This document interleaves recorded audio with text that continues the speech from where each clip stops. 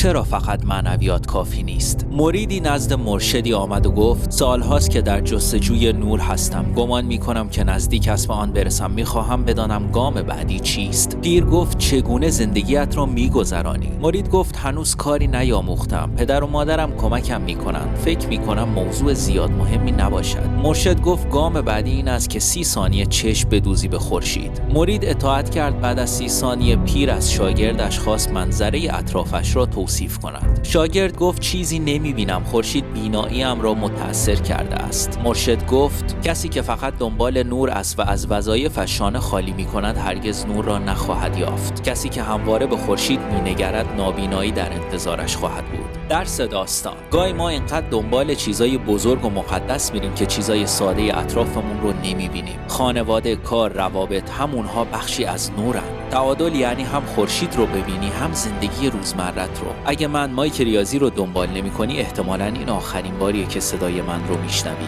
ولی اگه دنبال می‌کنی تبریک میگم بهت. هر روز کمک می‌کنم بهت تبدیل به نسخه عالی‌تر خودت بشی. با من همراه باش. سپاسگزارم از تو.